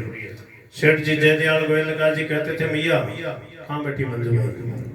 हाँ, तो क्या कहते थे? बोले कि मेरे को जो कोई मना नहीं करे ना, तो बोले मैं सुना तो ही जाऊँ, सुना तो ही जाऊँ, सुना तो ही जाऊँ। पर मैंने घड़ी दिखा करूँ कि बोले महाराज 3 घंटे हो गए, आगे फिर भोजन करना है, कुछ संध्या करनी। हाँ बोले ठीक है। सेठ जी 24 घंटे में 14 घंटे सत्संग करते थे गोपाल जी। कितने घंटे? और कितनी पुस्तकें भी लिख दी। कितना बड़ा काम संभाल रहे थे। आपकी फैक्ट्री, आपके दुकान से तो बड़ा ही काम था। देखो गीता प्रेस का काम, अपना व्यापार भी संभाल रहे, भावपुरे का। एक व्यक्ति कितना काम कर सकता? नहीं कर सकता। लोगों से तो आपको भरी कोई समझ। और देखो वही संत है, वही भगत है, और विवाह भी नहीं किया। एक देश को संभाल रहा है, एक उत्तर प्रदेश को संभाल रहा है, और लोग लालायित हो रहे हैं। बोले हमारे भी योगी जैसा होना चाहिए मुख्यमंत्री। लोगों से एक घर कौन संभला, एक मोहल्ला कौन संभला। और देखो भगवान की कृपा से अगर चाहता है सेवा करना, तो भगवान उसको ऐसी शक्ति देती है। क्या सेवा का करके आनंद लेना जीवन का। क्यों छोटे छोटे सुख में परेशान हो रहे हो? एक जाटनी मिली वाली महाराज, दोनों पोता की नौकरी को लागी, 1-1, 2-2 नंबर से रह जाए। महाराज कृपा कर दो, कर दो भागवत कर दो, रामायण कर दो, ये कर दो। मैं कहा कुछ भी कर लो, जो होगा सो होगा। भगवान से प्रार्थना करो, जो भगवान की इच्छा पे छोड़ दो। मैंने कहा गीता का जो मूल तात्पर्य वो क्यों नहीं समझ रहे कि कर्मण्येवाधिकार, ऐसा हो ही जाए, नौकरी लग जाए, ये क्यों इच्छा करते? हमें कर्तव्य का पालन करना है, सेवा करनी है। नौकरी लग जाएगी तो ठीक है, और नहीं तो ऐसे करेंगे। एक ही डरा क्यों पकड़ लिया? मूल बात को क्यों नहीं समझते? यही तो चिंता है, यही तो परेशानी का कारण है कि ऐसा हो ही जाए। और सह की नौकरी कहाँ लागेगी बताओ? जगह सीमित है, एक जगह एक साथ एक गाड़ी में कितने लोग जाएंगे बैठ के? वो कहते हो 200-300 5-7 हजार बैठ जाए, कैसे बैठ जाएंगे? एक्सीडेंट हो जाएगा, मर जाएंगे बिना मतलब। तो क्या है, ये मूल बात समझो गीता का तात्पर्य कि भगवान कह रहे हैं कि इसको जो मिलना मिलेगा। आयु कर्म च वित्तम च विद्या निधनमेव च। गर्भस्थस्यैव सृज्यन्ते पंचैतानि सृज्यन्ते। गर्भस्थ, गर्भ में रहता है तब ये बातें लिख दी जाती है। क्या ये लिखी हुई आती है। अब लोगों ने उल्टी धारणा पकड़ ली, बोले राम को नाम तो कहकर लिखोड़ो, राम को नाम लिखोड़ो को नहीं, लिखानु पड़े। बोलो जय सिया राम। अब ये लिखा गया, महाराज जी ऐसे करके समझाते हैं, बोले बोलो जय सिया राम। बोले महाराज तो लिखोड़ो, अरे बोल तो सही यार, मुंडो दिए भगवान ने मुंह दिया है कि नहीं। बोले लिखोड़ा करने ले भी लिखा जाएगा, जितनी बार बोलेगा हरे राम हरे लिखा जा रहा है। बोले महाराज तो लिखोड़ो करो, लिखोड़ो क्या दिखाना पड़ता है, मुंडा दिया बोलते जाओ, जितना बोलोगे उतना लिखा जाएगा। तो कह रहे हैं मेरे संकट दुख से किसी भी दुखी संकटग्रस्त प्राणी का दुख संकट दूर होता हो। मेरे संकट और दुख से किसी भी दुखी संकटग्रस्त प्राणी का दुख संकट दूर होता हो तो मुझे बार बार दुख संकट दिए जाए। समझ में आ रही है बच्चे? क्या आपके कष्ट पाने से अगर दूसरे को सुविधा मिल रही है तो मेरे को ऐसा कष्ट मंजूर है। क्या छोटा सा उदाहरण देकर बताओ। जैसे आप जा रहे हो, बस में जा रहे हो, कोई माता जी है, उसके पास बच्चा है गोद में और वो खड़ी है और आप जवान आदमी, फिर आप बैठे हो सीट पे आराम से, तो उसको सुख सुविधा देने के लिए आप खड़े हो जाओ। खड़े होकर जा सकते हो नहीं? अब बच्चे वाली माँ है बेचारी, तो उसको देखते ही तुरंत उसको सीट दे दो, वो पुण्य का काम है। भगवान प्रसन्न होते हैं, देखने वाला भी प्रसन्न था, अपने को भी शांति मिलती। हाँ मेरे द्वारा कुछ छोटा मोटा ऐसे शुरू करो। ऐसे हमने देखा जो सत्संगी आदमी है ना, देखते हैं कोई परेशान है तो तुरंत उसको सीट देते, अपने सुख सुविधा का त्याग करता है। मेरे संकट दुख से किसी भी दुखी संकटग्रस्त प्राणी का दुख संकट दूर होता हो तो मुझे बार बार दुख संकट दिए जाए और उन्हें प्रसन्नता पूर्वक वर्णन करने की शक्ति दी जाए। किसी भी प्राणी की किसी प्रकार की भी सेवा करने का मुझे सौभाग्य और सुअवसर मिल जाए तो मैं अपने को धन्य समझूं और तुम्हारे दिए हुए प्रत्येक साधन से तुम्हारी सेवा की भावना से उसकी सेवा करूं। इतने लाखों रुपया खर्च करते हैं आज पढ़ाई के ऊपर, फिर भी स्वार्थ और भोग परायणता उस शिक्षा का क्या अर्थ है? बोले कि मैं मौज से हूँ, मेरे पास घना सारा रुपया है, बजाय मौज करूँ। मेरे को तो बड़ा आश्चर्य होता है, क्या शिक्षा दी। बोले बहू बेटी बहू आइए बींदनी बोले। हमने कहा बढ़िया गाय का दूध काटती हो। बोले महाराज गाय को दूध को काटना, अरे के पढ़ाई करी, के पढ़ाई करी भाई, गाय को दूध को काटना है, इसमें कोई वर्षों लगते हैं, रुचि नहीं है, सेवा करना नहीं चाहता। ऐसी क्या शिक्षा जिसमें आलस से अकर्मण्यता, बढ़िया काम से अरुचि, क्या शिक्षा हुई? तुम्हारे बढ़िया भोजन बनाना नहीं आता, शुद्धि से बढ़िया बर्तन वगैरह मांजने, अपने परिवार को संभालना नहीं होता। बोले हम ऐसे बढ़ जाए वैसे बढ़ जाए, हम जॉब करें, नौकरानी बढ़ जाए, बस नौकरानी बढ़ने में अपनी हैसियत समझते। नौकरानी क्यों बनो, मालकिन बनो, प्रिय लक्ष्मी बनो, इसमें शोभा है। पर क्या है, महाराज जी कहते थे ना, आदि अविद्या अटपटी घट घट आन अड़ी, कहो किसे समझाइए कुए भांग पड़ी। कुए भांग पड़ जाए ना, कुएं में एक दो बोरा भर के भांग का डाल दे और वो भांग का नशालो पानी पी गए, सब भांग नशे में धुत हो रहे, किसी के नहीं मानता, सब भेड़ चाल संसार एक एक खिला। हे भगवान, तुम्हारे विशुद्ध प्रेम के अतिरिक्त मेरे मन में अन्य किसी वस्तु अथवा स्थिति को प्राप्त करने की कभी कामना ही उत्पन्न न, और मैं तुम्हारे अतिरिक्त अन्य किसी भी वस्तु अथवा प्राणी में कभी आसक्त न हूं। समझ गए? मैं इस प्रकार की बातें समझा रहा था एक अपने मित्र को, 2-4 जगह हमने देखा है। वो क्या बोला, बोले इससे आप कितने हो जाएंगे, सृष्टि कैसे चलेगी, ये संसार कैसे चलेगा। अरे मैंने कहा ये बातें सुनने को ही कहाँ मिलती है, ये बातें आपको सुनने को मिल रही है, समझने को मिल रही है, ये कृपा समझ। श्रवणायाम भी बहुवीर्यो न लगे, सुनने को भी लोगों को नहीं मिलती है। सत्संग कहाँ करते हैं, तो बोले कि आपको सुनने को मिल रही है। महाराज जी कहते कि आप जितने लोग सुनते हो समझते हो उतने लोग लग जाओ, उतना परम आनंद की अनुभूति कर लो। एक एक व्यक्ति सत्संग करके उसको जीवन में उतार लो तो बहुत बड़ा काम हो गया। अच्छे काम करने वाले पहले भी बहुत कम हुए हैं। ये मत समझो हम तो थोड़े से, हमारे से क्या होगा। अरे एक सेठ जी ने कितना कमाल कर दिया, एक तुलसीदास जी ने कितना कमाल कर दिया, एक एक भक्त के द्वारा कितना कल्याण हो जाता। हे प्रभु, तुम्हारे विशुद्ध प्रेम के अतिरिक्त मेरे मन में अन्य किसी वस्तु अथवा स्थिति को प्राप्त करने की कभी कामना ही न उत्पन्न हो, और मैं तुम्हारे अतिरिक्त अन्य किसी भी वस्तु अथवा प्राणी में कभी आसक्त न हूँ। हे भगवान, मेरे जीवन में केवल तुमको प्रसन्न करने वाले भाव, विचार और कार्यों का ही समावेश हो। क्षण भर के लिए भी बुद्धि, चित्त, मन और इंद्रियों के द्वारा अन्य किसी भी भाव और विचार क्रिया की संभावना अपना ही न रहे। कितना बढ़िया है, ये है असली जीवन। समझ में आया गोपाल जी? ये वाक्य शब्दावली याद रहेगी आपको। हे भगवान, मेरा मन नित्य निरंतर तुम्हारे मधुर मनोहर स्वरूप, लीला, गुण और नाम के ध्यान चिंतन में लगा है। वाणी निरंतर तुम्हारे नाम गुणों का गान करती रहे और शरीर से होने वाली प्रत्येक क्रिया के द्वारा केवल तुम्हारी ही सेवा हो। हे भगवान, मैं केवल यंत्र की भांति काम करता रहूं, कहीं भी किसी भी अवस्था में किसी प्रकार भी अहमता, ममता और आसक्ति न उत्पन्न हो जाए। हे भगवान, मेरे जीवन में सारी आभ्यंतरिक और बाह्य चेष्टाएं केवल तुम्हारी संतुष्टि के लिए ही तथा तुम्हारी इच्छा के अनुकूल ही हों। हे प्रभु, स्वास्थ्य, धन संपत्ति, पद, अधिकार, यश, कीर्ति, परिवार, संतान, लोक, परलोक आदि किसी भी वस्तु या स्थिति में मेरा ममत्व कभी न जाने।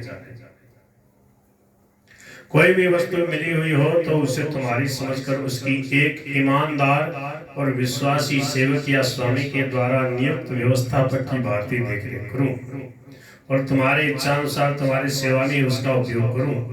अपनी समझकर दान भोग नहीं, अपनी समझकर न दान करना न भोग करना, जिसको जो उसी की है। और इन सब के संचय संग्रह में मोहवश कभी भी तुम्हारी और तुम्हारे तत्व के ऋषि मुनियों की शास्त्र वाणी के विरुद्ध कोई विचार या क्रिया कभी न हो। ये बात समझ गया? क्या समझे इसका? कहीं झूठ कपट बेईमानी का आश्रय लेकर के 2 नंबर का काम नहीं करना।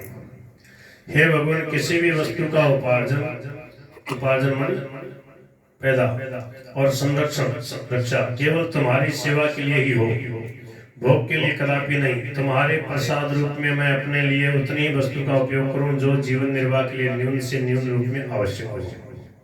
हे भगवान, किसी भी वस्तु पर मैं कभी अपना अधिकार न मानने। भाई समझ में आ रही है? नींद तो बने आ रही, ये बातें समझ में आ रही है? किसी के नहीं आ रही? वाह भाई, तो मेरा कहना ही बेकार। तू सुकृत भगत मार अगर नाम भगवान को एक ही ले पोकर बोई घणो है। ये देखो, हम जो रही सही कसरत थी भाई लक्ष्मण दास जी का थी। एक माइक देना इनका कहाँ है? जब माइक में बोलो थे, जोर से बोलो। क्या बोलिया? क्या बोलिया? जोर से बोलो। चाहे भगत पाल हुआ, चाहे तुलसी कीर्त हुआ, चाहे तारे तो वीडियो करो, वीडियो गुजर कर है। वो माँ डाकू देखो कौन हो देखो। तो ये कह रहे हैं तुलसी की रामायण पढ़ लो, भक्तमाल पढ़ लो, गीता पढ़ लो, भागवत पढ़ लो, स्वामी जी की वाणी, सेठ जी की, भाई जी की, है ना। मूल में बात क्या है कि भगवान को नाम लो और वो है नाम, मेन नाम वो है राम राम हरे राम हरे राम। ये और देखो सार बात इनके समझ में आ गई। आवे तो भूल जाओ, नहीं तो कोडी लगे कोई सदाम लगेगी है को नहीं। बस एक चिमटो मिल जाए तो चिमटो बजा के कीर्तन कर लो। चिमटो ठीक है ना बाबू जी? एक चिमटो घड़ो, चिमटो बजा के कीर्तन करे तो भगवान मिल जाए। बताए जो ढोलक बजा सके ढोलक बजा लो, हारमोनियम बजाओ हारमोनियम, नहीं तो बाबू जी आपको चिमटो धरा कटे चिमटो चिमटा बजा के कीर्तन करने से भगवान मिल जाए। 8 दिन तक बगीचे मार महीना बड़ा अपने दाने माने।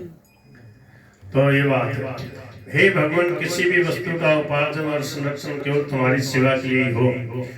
भगवान, किसी भी वस्तु पर मैं कभी अपना अधिकार न मानूं, तुम्हारी दी हुई वस्तु के तुम्हारे आज्ञा अनुसार तुम्हारी सेवा में लगाने के लिए उसकी देखभाल करता रहूं और निर्भिमान रहकर उसे तुम्हारी सेवा में यथा योग्य लगाता रहूं। बोल गिरधर गोपाल की।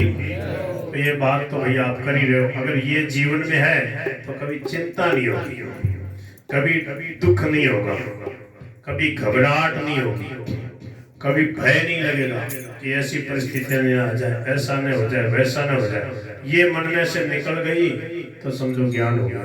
क्या समझे त्रिलोक जी? ज्ञान होने पे क्या होता है, यूं और त्यों मिट जाती है। क्या जितना दुख है वो किसका है मंजू भाई जी बताना? यूं और त्यों का ही दुख है कि ऐसा न हो जाए, ऐसा हो जाए। अच्छा, हमारे चाहने पर भी हम जैसा चाहते वैसा ही होता रहेगा, प्रतिकूलता नहीं आएगी, क्या रोग नहीं आएगा? ये तो सब भगवान की इच्छा पे मिला दो। इच्छा वो तो होने वाला हो ही है। सो जो राम रचना का होकर तर्क बढ़ावे साका, हमें प्रभु से प्रेम करें।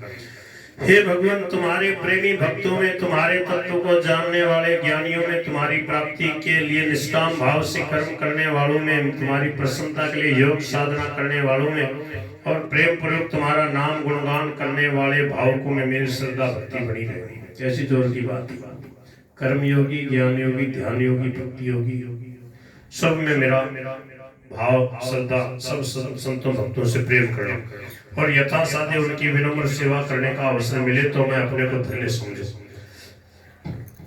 उनके चरणों में सदा मेरा विनीत भाव और पूज्य भाव बनाए। हे भगवान, जगत के सभी स्वरूपों में और सभी परिवर्तनों में निरंतर तुम्हारी लीला के दर्शन, अनुकूलता और प्रतिकूलता जनित सुख दुख की कल्पना ही न होती, जो कल्पना ही नहीं होती। और गजब की बात, भक्त के लिए कभी अनुकूल प्रतिकूल होता नहीं, सब भगवान का मंगल में विधान होता है।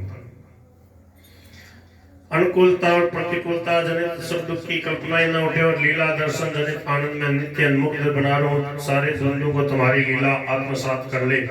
प्रसूति गृह की मंगलमयी दीप शिखा में और चिता की अग्नि ज्वाला में समान भाव से तुम्हारी लीला के मंगल में दर्शन। हे भगवान, कामना, वासना, लालसा, इच्छा, स्त्रिया, अपेक्षा, अभिलाषा आदि सब केवल तुम्हारे मधुर मंजुल चरण युगल की अनन्य प्रीति में ही नियुक्त रहे, किसी भी अन्य विषय की ओर कभी जाए ही नहीं, या इनके लिए तुम्हारे मंगल में चरण युगलों को छोड़कर अन्य किसी वस्तु या स्थिति का अस्तित्व ही न रह जाए। हे प्रभु, मुझे निरंतर तुम्हारी सन्निधि का अनुभव होता रहे। बताओ भाई, समझ में आ रही? हर समय हम भगवान के साथ हैं, भगवान हमारे साथ हैं, भगवान हमें देख रहे हैं। हम भले ही भगवान को नहीं देख रहे, भगवान हमें देखते हैं कि नहीं देखते? कितनी बढ़िया बात है। जब आपको भगवान देख रहे हैं, जैसे छोटा बच्चा है और वो माँ की गोद में है, माँ की देखभाल में, फिर क्या चिंता? तो चिंता रहेगी क्या? चिंता शोक दुख क्यों होता है गोपाल जी, बताओ थोड़ा एक वाक्य में। चिंता शोक दुख भय क्यों होते हैं? और मूल में जो है ना, मूल में अज्ञान, अज्ञान से ममता, कामना, इच्छा। हाँ, लेकिन अज्ञान के कारण से सब विकार है। जो नहीं है उसकी सत्ता मान ली, उसको है मान लिया, फिर उसको रखना चाहता है, वो रहेगा है कि नहीं? अच्छा, कर रहे हैं तुम्हारी संरक्षकता की अनुभूति होती रहे, तुम हर समय मेरी रक्षा करें। तुम्हारे दिव्य प्रेम, समता, अभय, तेज, बल, शक्ति, साहस और धैर्य आदि दिव्य गुणों का प्रकाश तुम्हारी कृपा से निरंतर मुझे बना रहे।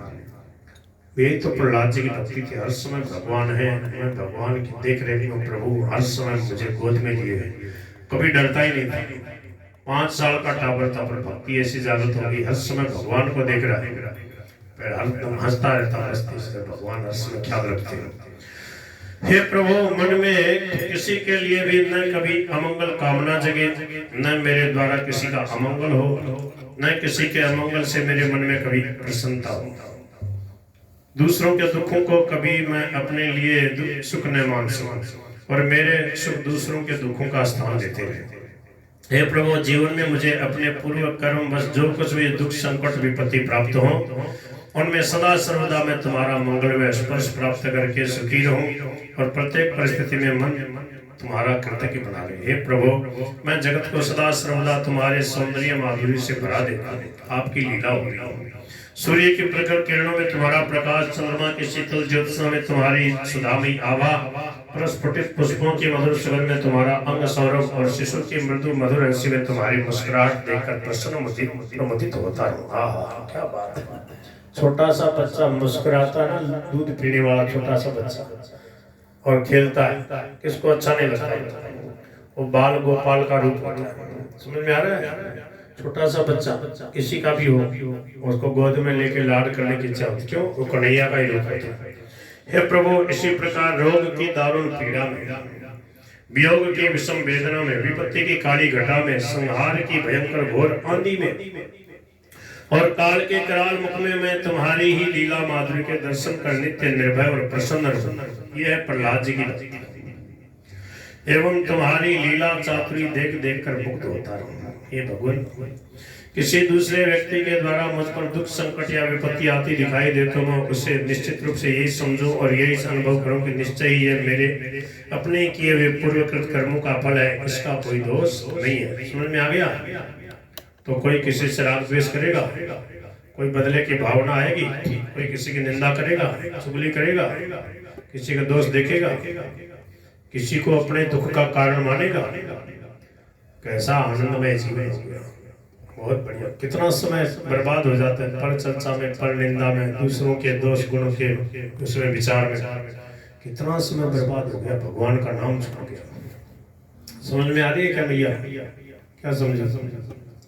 भगवान का नाम छूटता है कि नहीं? किसी की निंदा चुगली करोगे, मुख से करोगे तो मुख से नाम छूट गया, कान से सुनोगे। देखो अखंडानंद सरस्वती जी महाराज एक संत है बहुत अच्छे वृंदावन में। ये जो दो खंड वाली जो भागवत सब लोग पढ़ते हैं ना, ये सब अर्थ उन्हीं का किया हुआ हिंदी का। वो कहते हैं कि जब हम किसी की निंदा करते हैं, किसी के दोष दुर्गुणों को कहते हैं, तो बोले हमारा दुर्भाव वहां प्रकट होता है, हमारे हृदय की भावना होना, हम किसके प्रति कैसा भाव रखते हैं। वाणी से जब बोलते हैं तो बोले अपनी वाणी को पवित्र मत करो, प्रभु का जिस वाणी से नाम लेते हैं तेरे भावे जो करे। हमारे क्या लेना देना, अपने को प्रेम से प्रभु का नाम लेना, और सबका स्वभाव सबके कर्म उनके साथ है। नहीं माने तो क्या करोगे? प्रेम से समझा दिया, माने तो ठीक, नहीं माने तो तेरे भावे जो करे। क्या है पता? तेरे भावे जो करे भलो बुरो संसार। आगे कितनी बढ़िया बात याद है आपको? तेरे भावे जो करे, सब बोलो तेरे भावे जो करे, बोलो सब, भलो बुरो संसार, नारायण तू बैठ के अपनो भवन बुआर। सबको ये बात ख्याल रखना, याद रखना। याद रहेगी भैया? आपको याद हो गया क्या? आपको तो बैठे बैठे बस भजन ही करना, कोई काम ही नहीं आपको। देखो भगवान ऐसी व्यवस्था कर देते ना किसी किसी को, जो शरीर संसार के किसी ज्यादा काम का नहीं रहता, तो समझो इसके ऊपर भगवान की विशेष कृपा है। स्वामी जी कहते तो अंधा हो गया, समझ गए, और जो बूढ़ा है, जो विधवा है, बोले उसका क्या काम है बताओ। उसको तो भगवान ने बाबा जी बना दिया, घर में रहते हुए जैसे ऐसे आनंद से भजन करेंगे। भगवान किसी दूसरे व्यक्ति के द्वारा मुझ पर दुख संकट या विपत्ति आती दिखाई दे तो मैं उससे निश्चित रूप से यही समझूं और यही अनुभव करूं कि निश्चय यह मेरे अपने किए हुए पूर्वकृत कर्मों का फल है। इसका तुम्हारी मंगलमयी कृपा शक्ति के द्वारा मुझे शुद्ध बना देने के लिए निर्माण हुआ है। वह दूसरा भाई तो निमित्त मात्र है।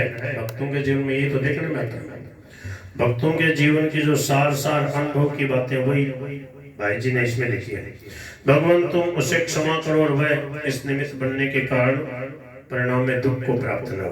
बोल गिरधर गोपाल की जय, नंद के लाला की जय। ये तो बताइए प्रार्थना करने के लाभ, प्रार्थना करने के प्रकार। अब प्रार्थना कैसे करें? एक प्रार्थना सुनो। हे प्रभु मैं अधम हूँ, नीच हूँ, पामर हूँ, पापों की कालिमा से कलंकित हूँ। इतना सब होते हुए भी हो तो तुम्हारा ही ना। इस सत्य को हे प्रभु तुम अस्वीकार नहीं कर सकते। बस इसी सत्य के आधार पर मैं तुमसे यह प्रार्थना करता हूँ कि तुम मेरे मन को ऐसा बना दो जिसमें वह इस सत्य को सदा स्मरण रखे। क्या? इस पतित की, हे पतित पावन, इतनी सी विनती भी नहीं सुनोगे? हे प्रभु, मैं तुमसे विमुख हूँ, संसार के जाल में फंसा हूँ, भूल कर भी कभी तुम्हारी ओर चित्त नहीं लगाता। परंतु हे विश्वरूप, हे मेरे लीला में, यह तो सत्य ही है कि सब कुछ तुम ही हो। फिर चाहे मैं किसी और देखूं, किसी और जाऊं, किसी में मन लगाऊं, तुम्ही को तो देखता हूं, तुम्हारी ही ओर तो आता हूं, तुम्ही में तो मन लगाता हूं। बस यही प्रार्थना है कि बस इस अधम को प्रतिक्षण मेरे हृदय में, इस समझ को प्रतिक्षण मेरे हृदय में जगाए रखो। हे प्यारे, मैं अपनी झूठी ऐंठ में अकड़ा रहता हूं और अपने को बलवान, अब समझना भाई, याद करो ये शब्दावली। कौन याद करेगा? एक गोपाल जी ने कर लिया तो हम समझते हैं हमारा आज का सत्संग सुनाना सफल हो गया। हे प्रभु, मैं अपनी झूठी ऐंठ में अकड़ा रहता हूं और अपने को बलवान, धनवान, संततिवान, जनवान, विद्वान और बुद्धिमान मानता रहता हूं। परंतु हे सर्वेश्वर, यह तो सत्य है कि मुझ में जो कुछ भी है सो सब तुम्हारा ही तो है। मैं भी तुम्हारी ही संपत्ति हूँ। हे सर्वलोक महेश्वर, बस इस सत्य सिद्धांत को मैं कभी न भूलूं कि ये सब कुछ आप ही हो, आपकी लीला और मैं भी आपका हूँ। ये वरदान दे दो मेरे प्यारे मालिक। प्रभु, लोग कहते हैं जगत सब स्वप्नवत है, तुम्हारी माया से बिना ही हुई यह सब कुछ दिख रहा है, स्वप्नवत है कि नहीं? सच्चा दिख रहा। स्वप्नवत है तो लोग कोई मर जाता तो रोते क्यों? सपने में कितनी बार हम मरे, नहीं मरेगा? हाँ, पर वो रोते, वो जलन जो होती है ना, वो स्वप्न नहीं मानने के कारण होता है। स्वप्न मान लेगा तो जलन नहीं होगी। जो होना था सो हो गया, जो मरना था तो मर गया। और रोने से क्या? कितने दिन रोगे? अच्छा, कितने साल रोगे? रो के दिखाओ, खुद को परेशानी हो जाएगी। थोड़े दिन बाद में बोलेगा थोड़े जो हो गया सो गया, शांति से रो, आनंद में रहना चाहिए। हे प्रभु, लोग कहते हैं जगत सब स्वप्नवत है, तुम्हारी माया से बिना ही हुई यह सब कुछ दिखता है। परंतु माया या स्वप्न पुरुष के आश्रित होने के कारण ये तो हे सत्य संकल्प सत्य ही है ना कि यह सारा प्रपंच तुम्हारे संकल्प पर स्थित है। प्रपंच में ही मैं भी हूँ, इसलिए मैं भी तुम्हारे संकल्प में हूँ। मेरे शरीर का कौन भाग्यवान होगा जिसे तुम अपने मन में रखते हो? बस प्रभु, मुझे तो अपने संकल्प में ही रखो और ऐसा बना दो कि मैं सब कुछ भूलकर, दुनिया की सारी सुधि भुलाकर केवल यही याद रखूं कि मैं तुम्हारे संकल्प में ही स्थित हूँ। कहाँ मैं क्षुद्र सी परिधि में रहने वाला क्षुद्रतम कीट, और कहाँ तुम अपने एक एक रोग में अनंत ब्रह्मांडों को धारण करने वाले कल्पनातीत महामहिम प्रभु। मैं तुम्हारी था कहाँ पाऊं, कैसे पाऊं? परंतु हे सर्वाधार, यह तो सत्य है कि अनंत ब्रह्मांडों में से किसी एक क्षुद्रतम ब्रह्मांड का क्षुद्रतम कीट होने पर भी मैं हूं तो तुम्हारे ही द्वारा धारण किया हुआ ना प्रभु। बस इस तत्व को कभी भूलने न पाऊं और सदा सर्वदा अपने को तुम्हारे ही आधार पर स्थित देखूं, अपने को तुम्हारे ही अंदर समझूं। बोल बांके बिहारी लाल की। कोई दुखी तो नहीं है आप लोगों में? सब सुखी है ना, आनंद में है ना, मस्ती में है। क्या अनुभव कर रहे हो आप लोग? आप ये समझ रहे हो कि बाबा जी हमें जबरदस्ती दुखी बना के फिर हमारे को सुखी बनाने के लिए कह रहे हैं? ऐसा तो नहीं, किसी की कोई चिंता तो नहीं है ना, सब निश्चिंत जीवन मुक्त हो ना। फिर तो सत्संग की जरूरत नहीं है, फिर तो आप खुद सत्संग करा सकते हो। आपका जीवन ही है, पुस्तक है, आपके अंदर से पुस्तकें प्रकट होती जाएंगी। जितने चाहो आपकी वाणी को आप बोलते जाओ, लिखता जाएगा। स्वामी जी, शेर जी की तरह आपकी वाणी से ही पुस्तकें प्रकट हो जाएंगी। ऐसा तो नहीं है ना? मैं समझता हूँ ऐसा नहीं है।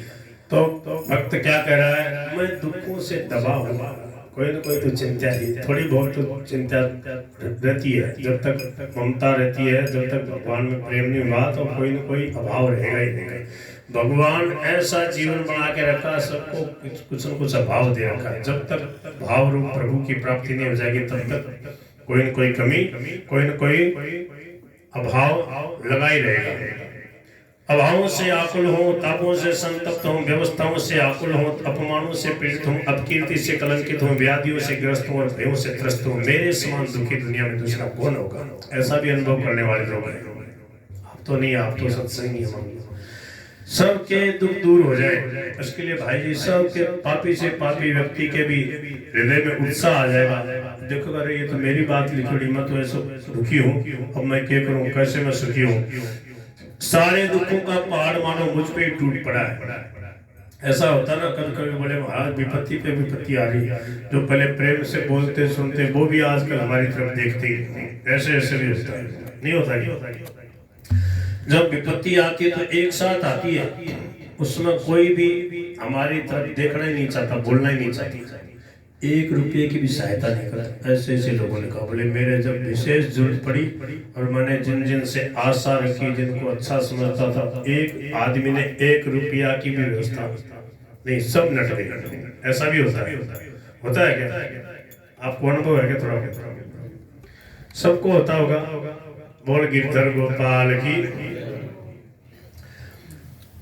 परंतु हे मेरे प्रीतम, क्या यह सच नहीं है कि यह सब तुम्हारी भेजी हुई सौगात है, तुम्हारी प्रेम से, तुम्हारा ही प्रेम से दिया हुआ उपहार है। इस सत्य को जानने पर भी हे मेरे प्यारे, फिर मुझे इनकी प्राप्ति में असंतोष क्यों होता है?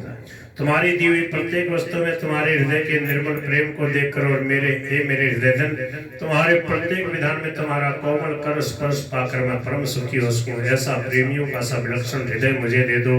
मैं दिन रात दुनिया में दुख की, शोक की, पीड़ा की, निराशा की, असफलता की, अपमान की, अभाव की, अकाल की, अकीर्ति की, दरिद्रता की, वियोग की, रोग की और मृत्यु की डरावनी सूरतों को देख करके भयभीत होता हूँ।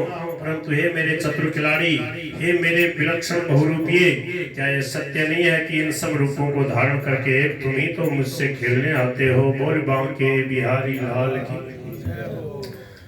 क्या यह भी सत्य नहीं है कि मैं तुम्हें न पहचानने के कारण ही डरकर इनसे दूर भागना चाहता हूँ?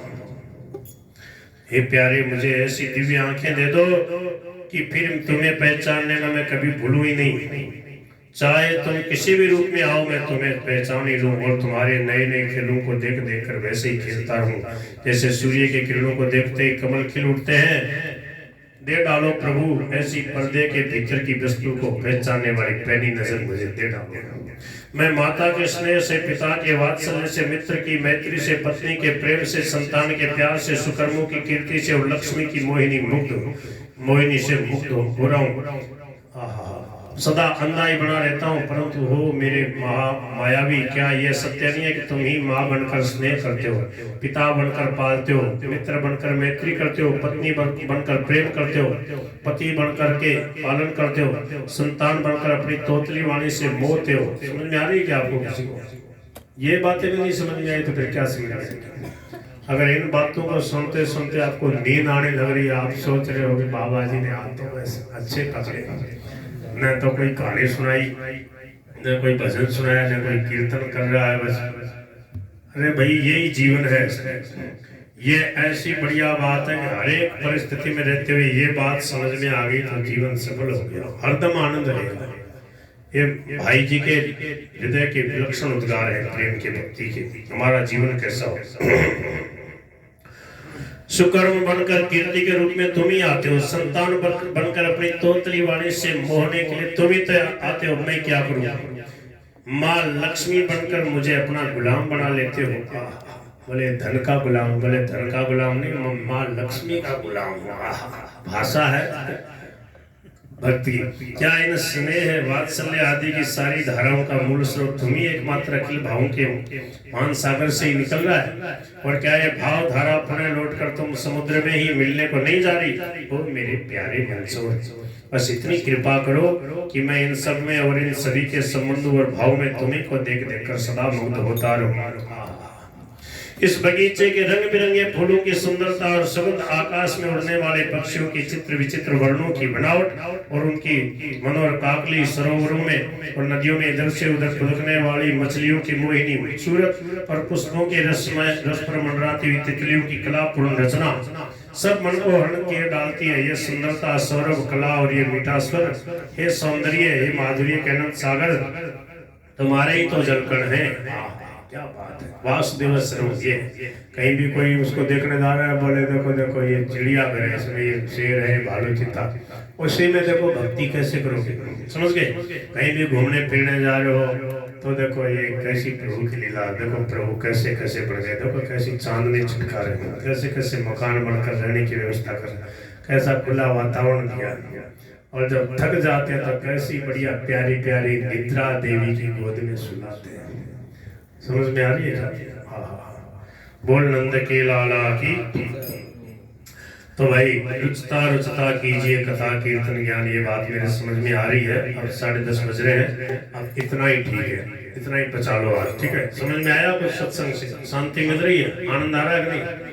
या कल सोचोगे बाबूजी तो ने कीर्तन किया, ने कथा सुनाई। देखो मैं कदे कथा सुना दूं, कदे कीर्तन ही कीर्तन करता हूँ, कदे भजन ही भजन गा देता हूँ। जैसी धारा पत्थर पड़ती है वैसी चल देती है, ठीक है। ऐसा मत सोचना भजन कीर्तन नहीं सुनाया कल नहीं आएंगे, ऐसा तो नहीं सोचो। हाँ, तो देखो ये बढ़िया जगह है। देखो सेठ जी जयदयाल गोविंद जी का मकान था, एक ही एक मकान में सत्संग होता था। दूसरों का जी बोलता था, बोले बताओ उसी का करते हैं। बाबा जी पे बोले देखो मोह ममता में आसक्त हो गए। मोह ममता आसक्ति कुछ नहीं है, जहाँ शांति से सत्संग हो जाए वहीं सब लोग आ जाओ, ठीक है। कल आ जाओगे यहीं पे। ममता तो नहीं करोगे आप वाले घर में, नहीं हमारे वाले घर में वहाँ करना बड़ी व्यवस्था कैसी हो, ऐसी खुली व्यवस्था हो ना बढ़िया रहती है। खुला वातावरण, क्या देखो पंखे की भी जरूरत नहीं, खुली हवा है।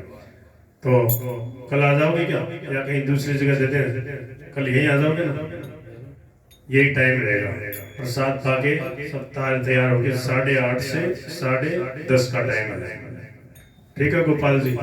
एक दिन आपके कर दिया था, जब तक विशेष लगन न होगी तब तक फिर अभी 10 दिन है हमारे पास। बढ़िया बढ़िया कथा है, कीर्तन है, सत्संग। 10 दिन का टाइम है, 16 तारीख तक। तो कोई भी ईर्ष्या मत करना, क्या कि एक ही एक जगह बोले बाबू जी देखो मोह ममता छोड़ दी, घर की स्थिति छोड़ दी, एक ही एक घर में सत्संग होते हैं, मार्ग तो वही। ऐसे किसी के मन में तो नहीं आएगी।